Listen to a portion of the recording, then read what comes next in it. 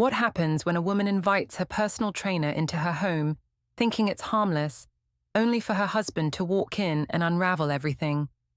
Can a marriage survive when trust is shattered and the response comes not with rage, but with quiet, deliberate legal action? Before we dive deeper into this story, I have one small request. Please subscribe, drop a like, comment, and hit that hype button to boost this channel so more people can discover these incredible stories. My name is Lexi Donovan, and I guess this is where it all started, when I made the choice that led to everything falling apart. I never imagined how one small decision would completely wreck my life. But here I am, and everything feels like a blur. Let me rewind a bit.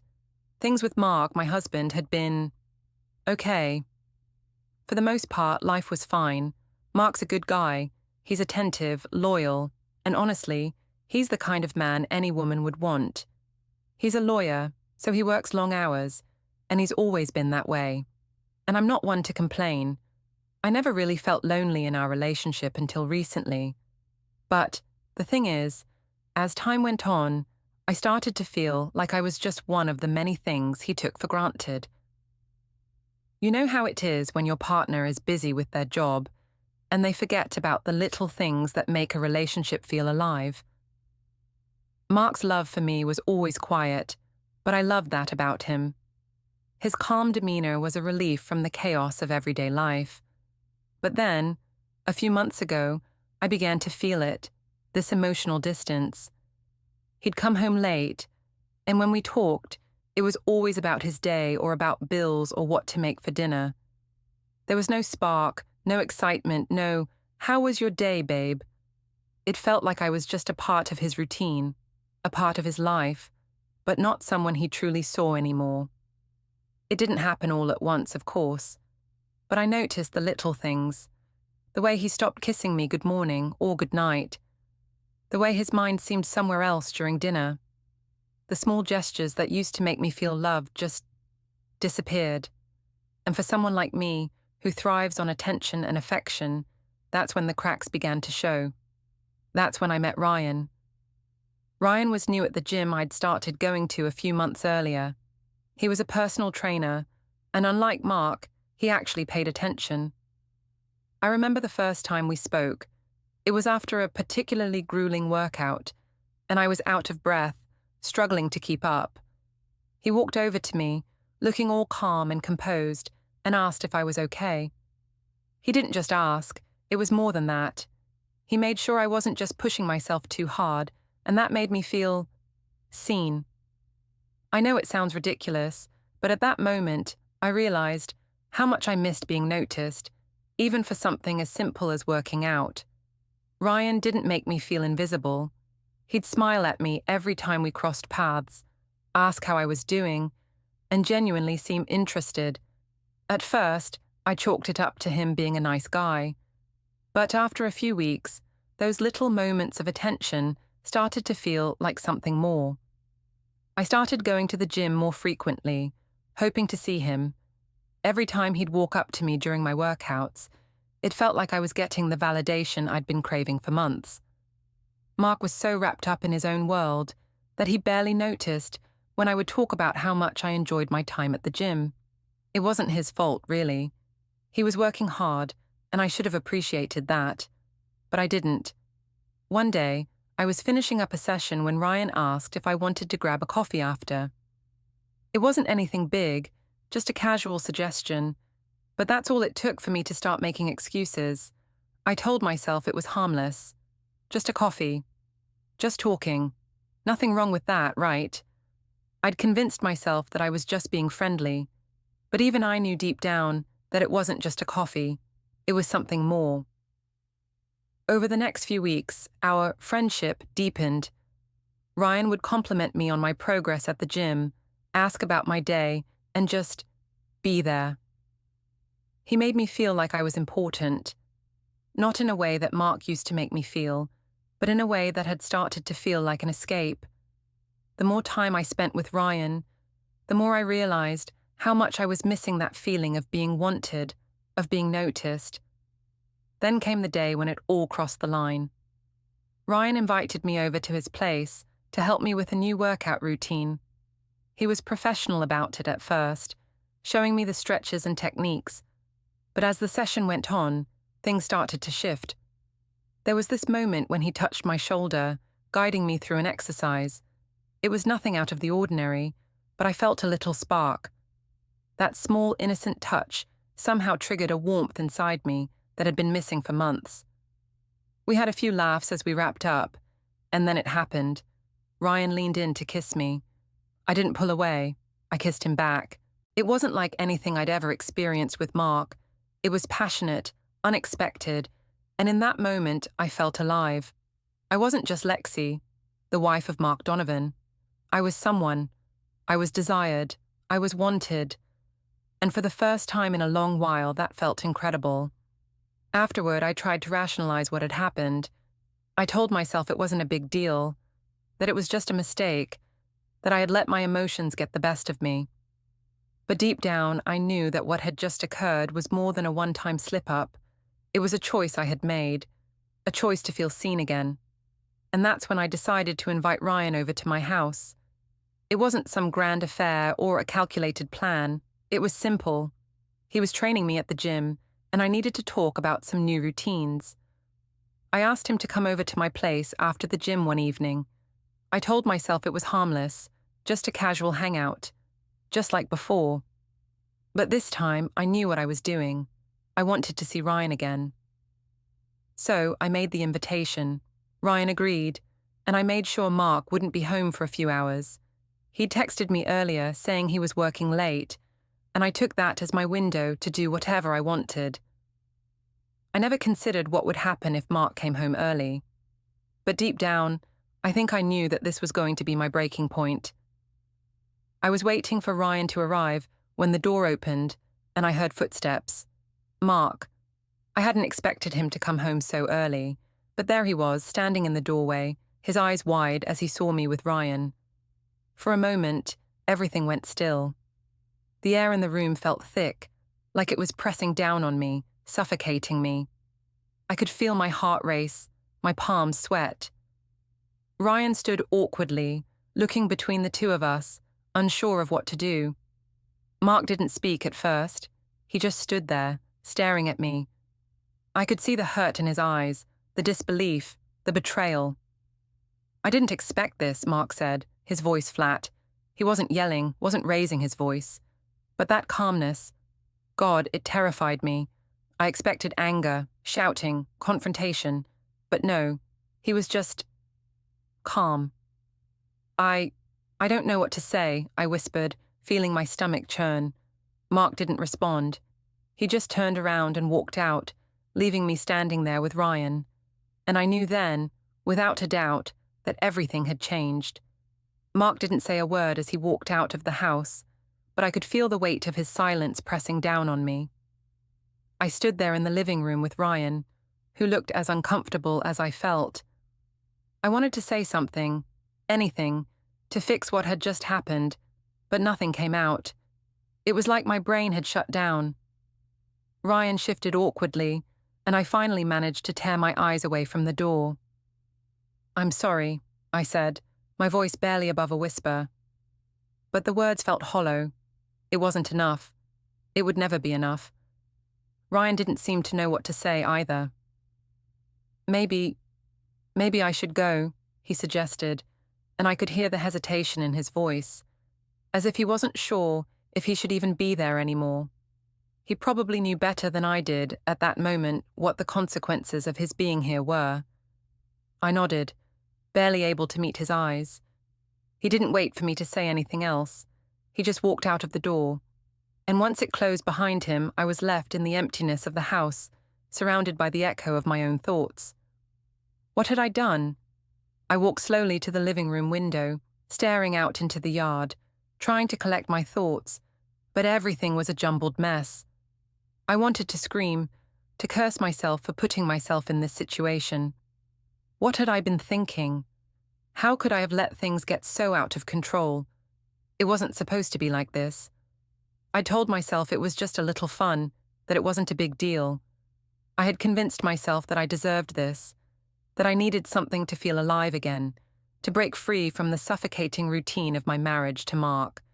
But now, standing in the silence, I could see just how wrong I was. Mark had always been so steady, so reliable.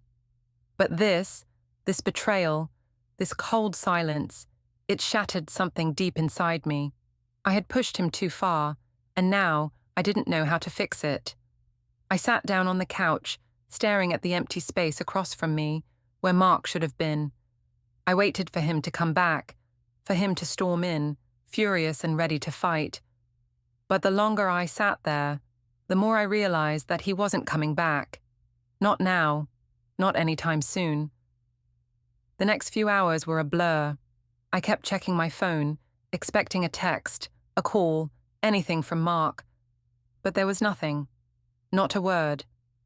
I sat there, glued to my phone, watching the minutes tick by in the silence of the house. I felt like I was in a vacuum, isolated from everything. No distractions, no noise, just me and the crushing weight of what I'd done.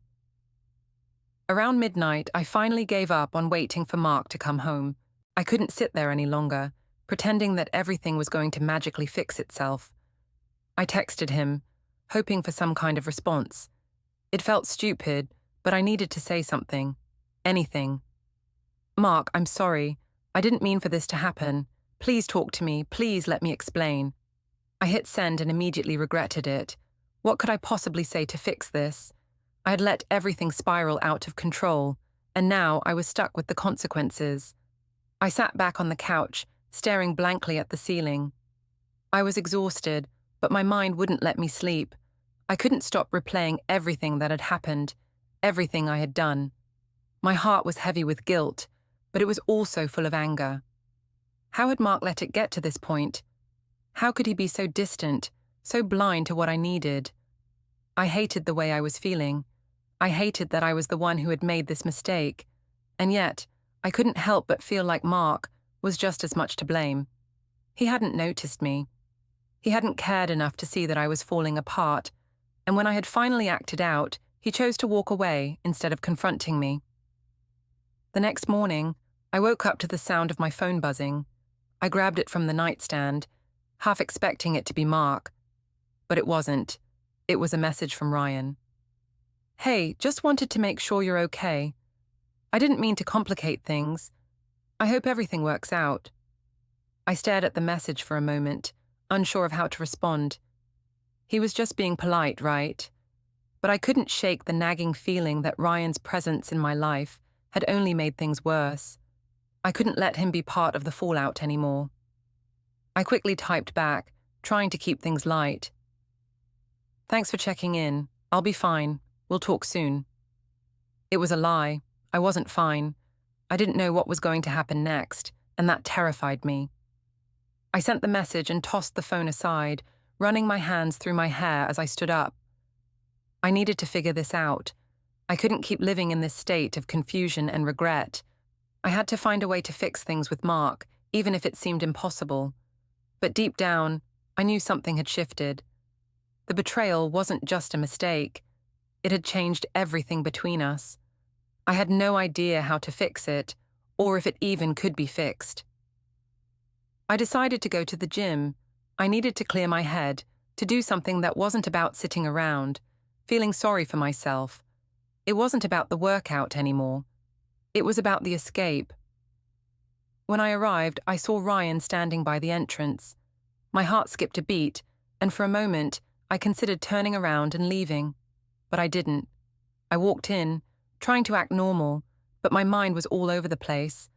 I couldn't stop thinking about the mess I'd made. Ryan greeted me with a smile, but there was an awkward tension between us that hadn't been there before. I knew he was probably thinking the same thing I was. This was no longer just a workout. This was complicated, and it didn't belong here. We went through the motions of the session, but my mind wasn't on the exercises. I kept wondering what Mark was doing. Was he thinking about me? Was he still angry? Was he planning on staying gone? After the session, Ryan asked if I wanted to grab a coffee. I didn't feel like being alone, but I also didn't want to get caught up in another conversation, that made everything more complicated. "No, I'm good," I said, forcing a smile. "Thanks, though." He nodded, sensing the tension. "All right. Take care, Lexi." I watched as he walked away, feeling a twinge of guilt. Maybe it wasn't just Mark I had hurt.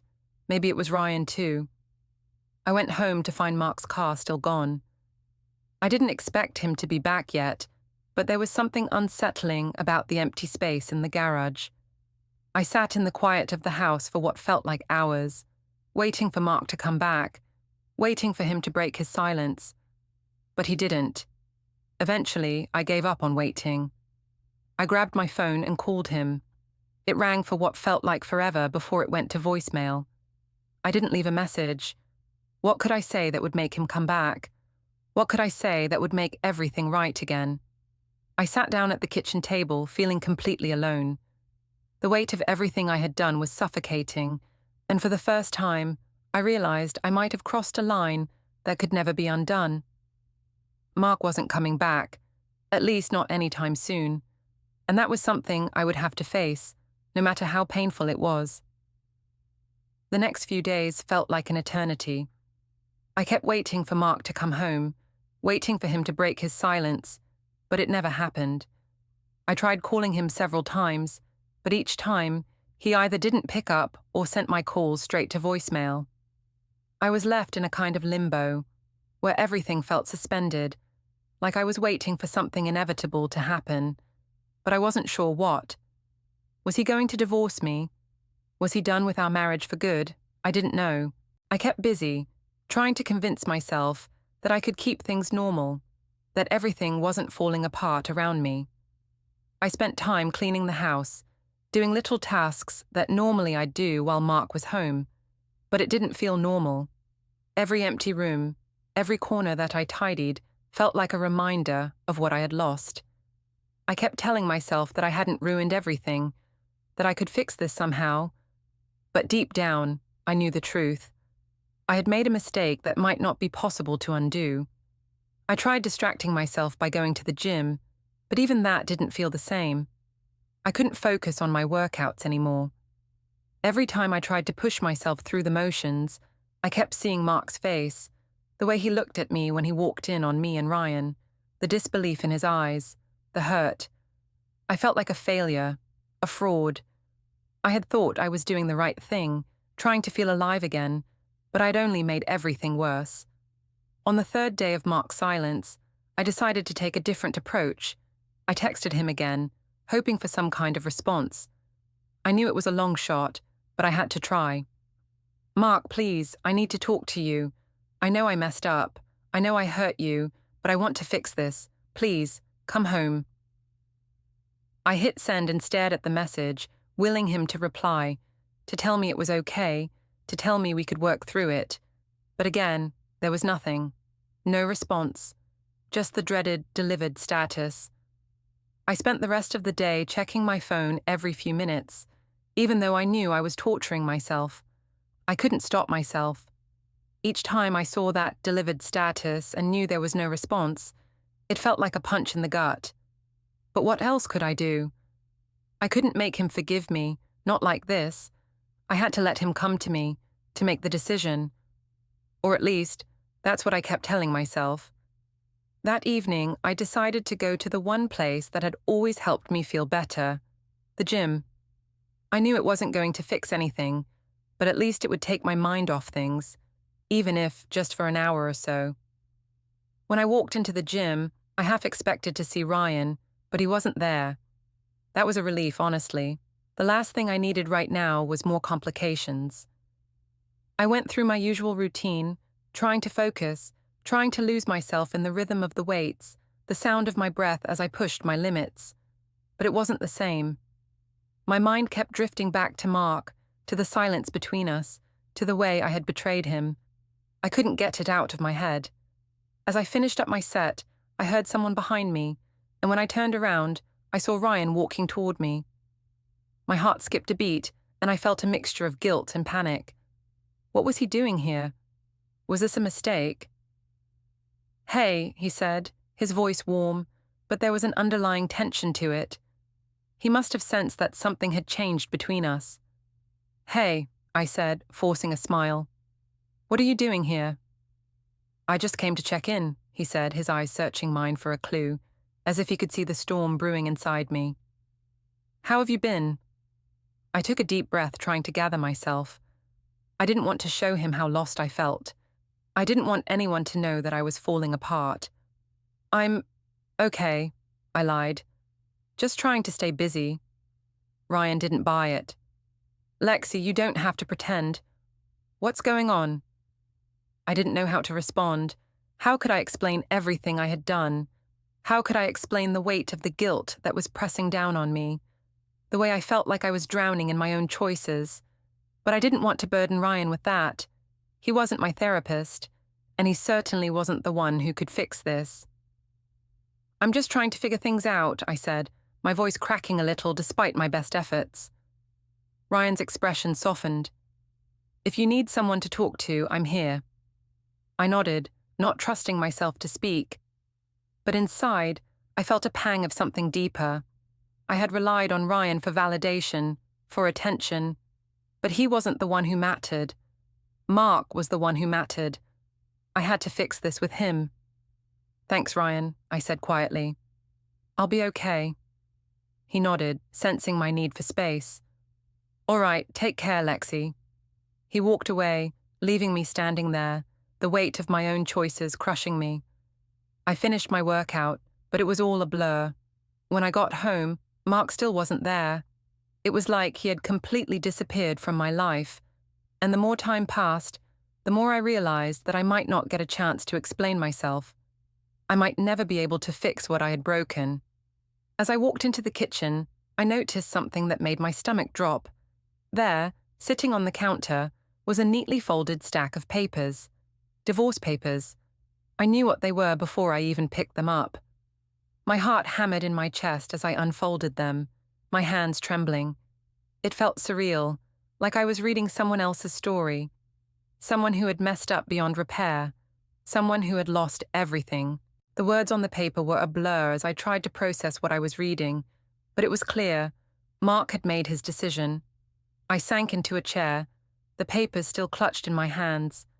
I had always thought that I could fix things, that if I just tried hard enough, I could make Mark understand, make him forgive me. But this was the end of that.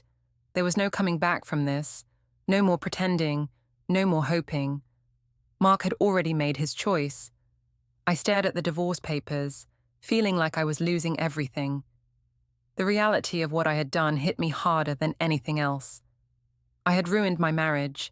I had thrown away everything that was good, everything that was stable. And for what?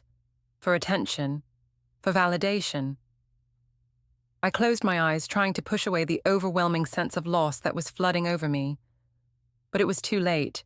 The damage had been done, and there was no going back.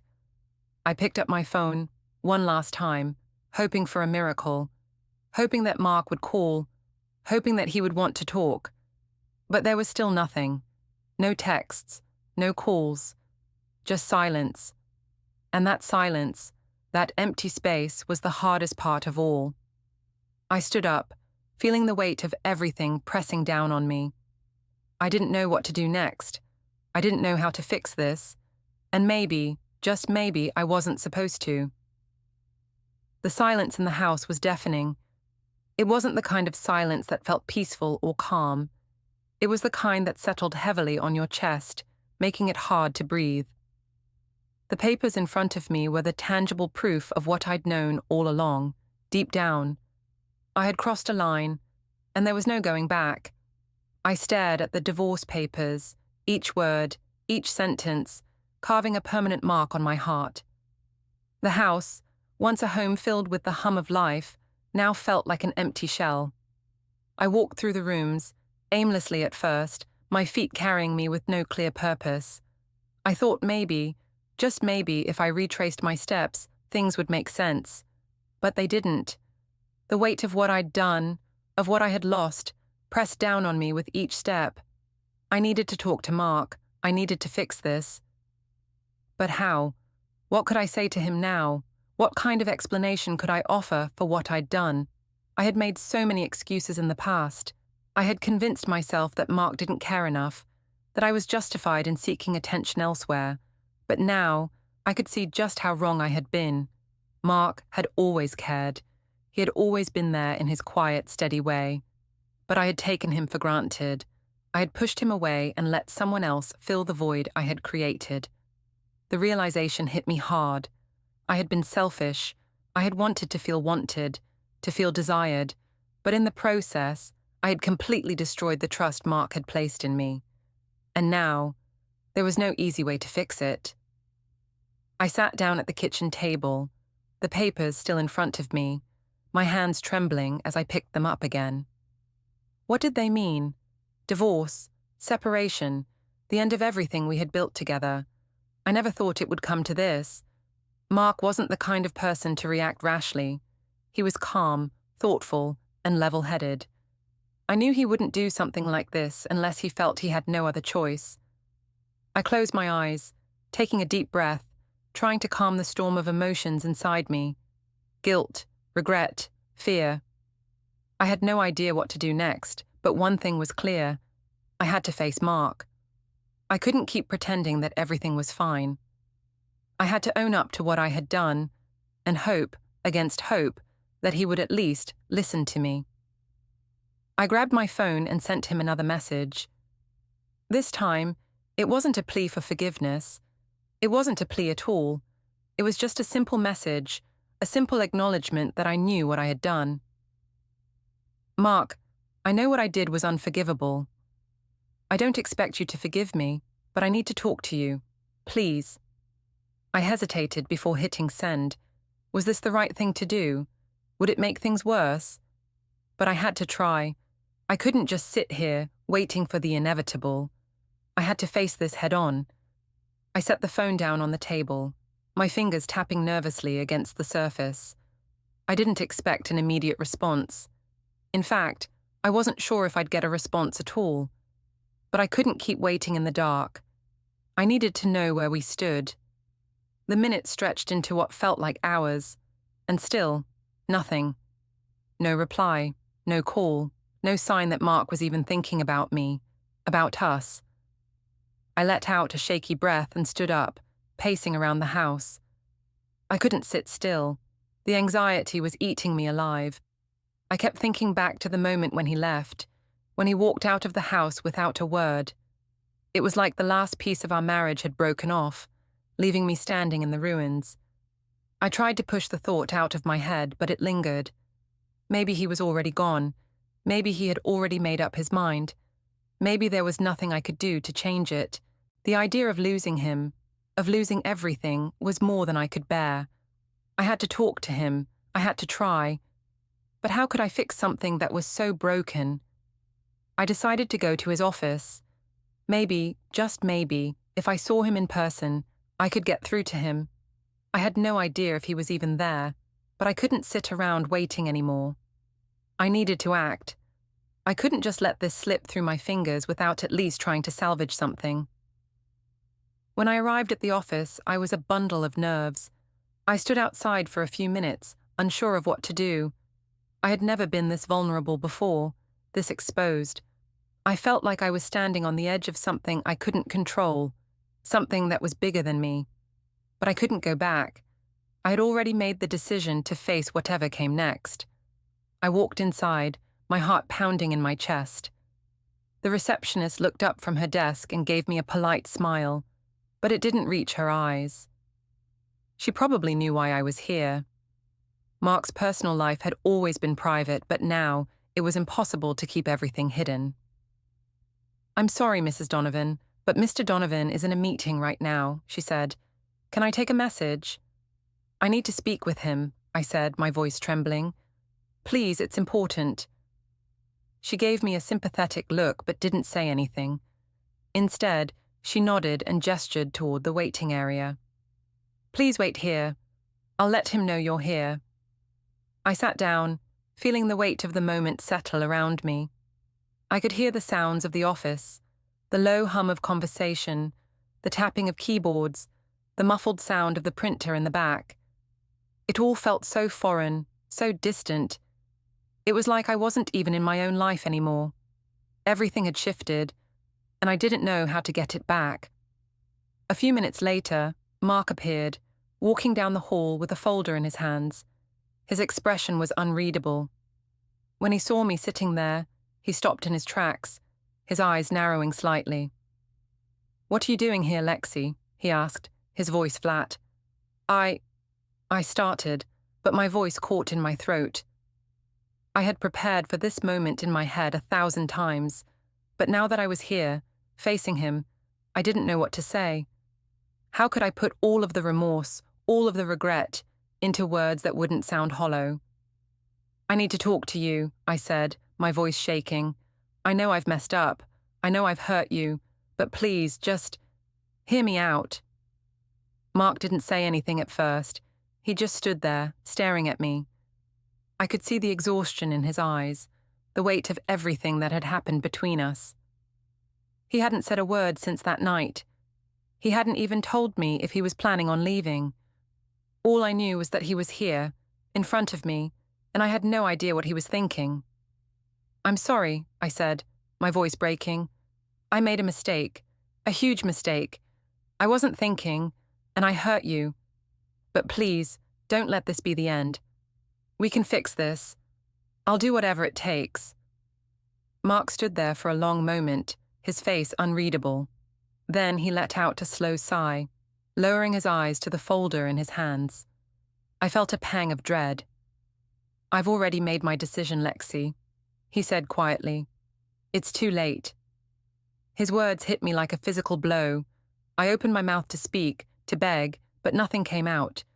The reality of what I had done, the finality of it, crashed over me in waves. Mark didn't look at me anymore. He just turned around and walked back down the hallway, disappearing behind the closed door of his office. And just like that, I knew it was over. The next few days felt like a blur of numbness and regret. I couldn't remember the last time I felt this defeated, this lost. I had gone to Mark, begged for his forgiveness, and he had walked away. I had no idea how to process it. I had spent so much time convincing myself that everything would work out if I just explained myself, but I had failed. I had failed him, and now I was paying the price. After Mark left his office that day, I didn't know what to do. I didn't know whether to chase after him or to let him go, but I knew that chasing him wouldn't change anything. He was already so far away from me. I could feel the distance growing with each passing hour. That evening, I went home to an empty house. I sat on the couch, staring at the silence. The house felt like a prison, the walls closing in around me as I tried to make sense of everything. My phone sat on the coffee table, untouched, like a lifeline I was too scared to reach for. Mark hadn't called. He hadn't texted. I hadn't heard from him since he left the office. I had tried everything. I had sent him texts, left him voicemails, and begged him for a chance to explain. But nothing worked. He wasn't interested in talking to me anymore. It felt like he had already made up his mind. And as much as I hated it, part of me understood why. What I had done to him was unforgivable. I had betrayed his trust, the one thing that held our marriage together, and now he was pulling away. I couldn't keep pretending that everything was okay. I couldn't keep lying to myself, thinking that I could fix this. But I wasn't ready to give up yet. I wasn't ready to accept that this was the end. The next morning, I woke up with a new sense of urgency. I couldn't sit around waiting for Mark to come back. I had to take action. I had to show him that I was serious about making things right. But how? What could I possibly do that would make him listen? He had already made it clear that he didn't want to talk to me. He didn't want to fix things. So what was I supposed to do now? I picked up my phone and dialed his number, my heart racing as I waited for it to ring. But it went straight to voicemail. Of course it did. Mark had made it clear that he wasn't interested in hearing from me, but I couldn't just give up.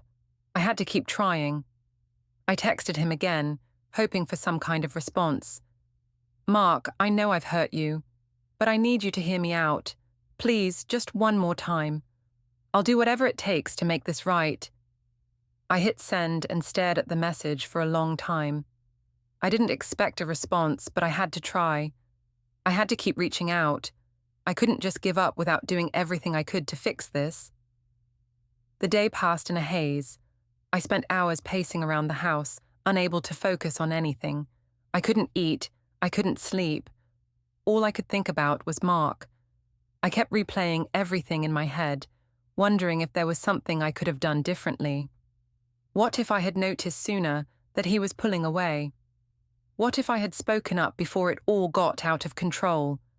But the truth was, I had messed up, and there was no easy way to undo it. By the time evening rolled around, I was on the verge of breaking. I had called him again, texted him again, and still, no response. My fingers hovered over the screen of my phone as I considered what to do next. I couldn't just keep sitting here, waiting for him to come around. I had to act, but what could I possibly do that would make him want to talk to me again? That's when I decided to go to his apartment. I didn't know if it was a good idea. I didn't know if it would help or make things worse. But I couldn't sit here anymore, wallowing in self-pity. I needed to see him. I needed to apologize in person. I needed him to understand that I was truly sorry for what I had done. I drove to his apartment, my hands gripping the steering wheel tightly as I fought to keep my emotions in check. The streets felt empty, the silence of the night pressing down on me.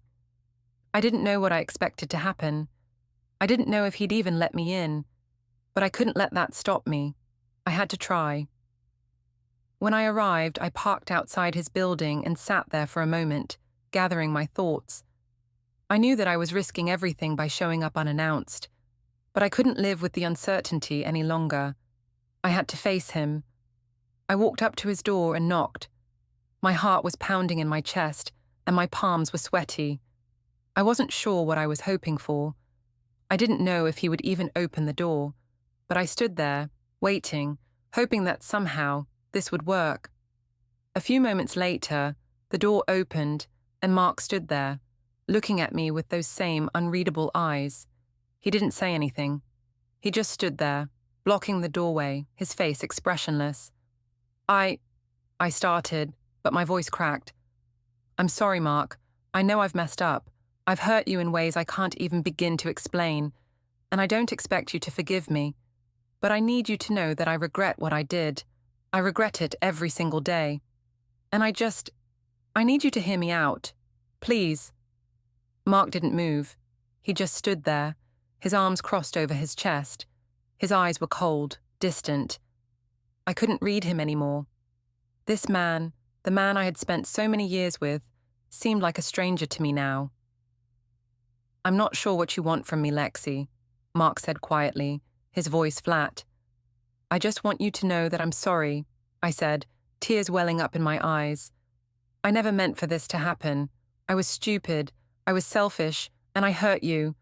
But please, don't let this be the end. Please, let me fix it."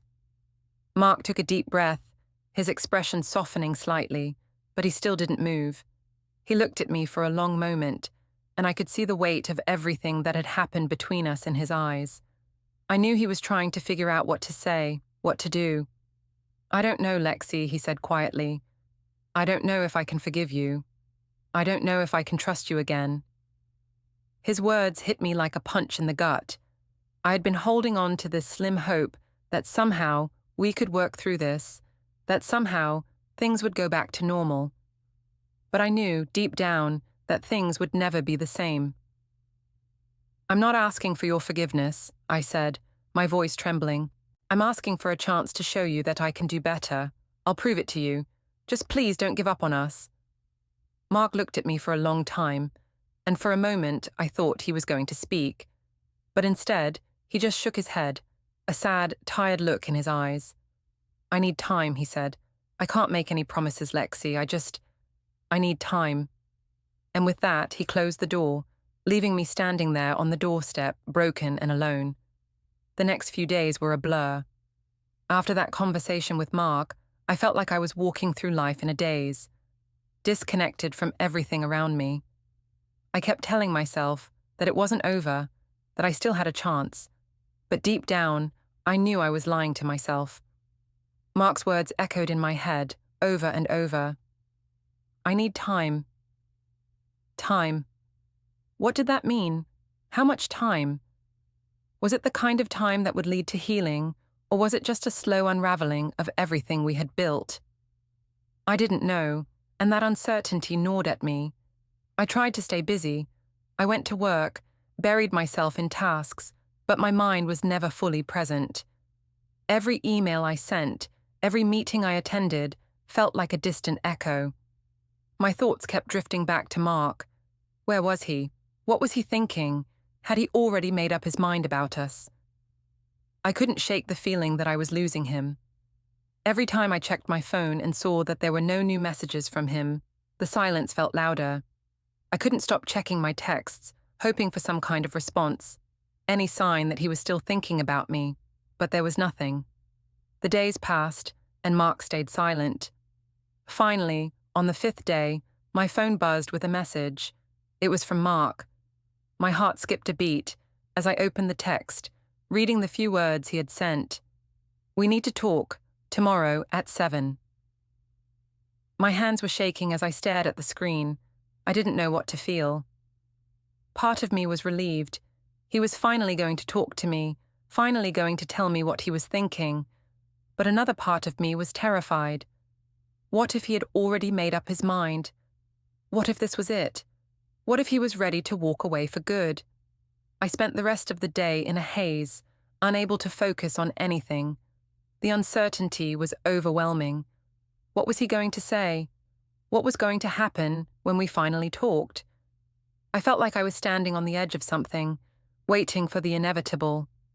At 7 p.m. the next day, I found myself sitting in the living room, my stomach a mess of knots. The house was eerily quiet, and every minute felt like an eternity. I kept checking the time, my anxiety growing with each passing second. Then, the doorbell rang. I stood up so quickly that I nearly knocked over the lamp beside the couch. My heart pounded in my chest as I made my way to the door. When I opened it, I saw Mark standing there, his hands in his pockets, his face as unreadable as it had been the last time we spoke. "Hi," he said, his voice quiet. "Hi," I replied, my throat dry. I wasn't sure what else to say. Part of me wanted to beg him to forgive me, to fix everything, but I knew that wasn't the way to do it. I had to let him lead this conversation. Mark stepped inside, and I closed the door behind him, my heart racing. He didn't sit down right away, just stood there, looking at me. I could see the exhaustion in his eyes, the weight of everything that had happened between us. It wasn't just the affair that had broken us. It was the silence, the distance, the years of emotional neglect that I had let build up. "I've been thinking a lot," Mark said, his voice steady, "and I've realized something." I held my breath, waiting for him to continue. This was it. This was the moment where everything would either shatter completely or start to heal. "I don't know if I can trust you again," he said, his words cutting through the quiet like a knife. "What you did, it broke something in me, Lexi. I can't just forget it." I felt a lump form in my throat. His words stung, more than I ever imagined they would. But I couldn't deny that he was right. What I had done was unforgivable. "I know," I said softly, my voice barely above a whisper. "I don't expect you to forgive me. I need you to know how sorry I am. I messed up, Mark. I ruined everything." Mark looked at me for a long moment, his expression unreadable. Then he sighed. "I don't know what comes next," he said quietly. "But I need time to figure this out. I need to figure out if we can even fix this." I nodded, feeling a wave of relief and dread wash over me. He wasn't giving up on us completely, but he wasn't sure either. He needed time. "I understand," I said, fighting back tears. "I'll give you all the time you need." Mark didn't say anything else. He just turned and walked out the door, leaving me standing there, wondering if we would ever get back to where we once were.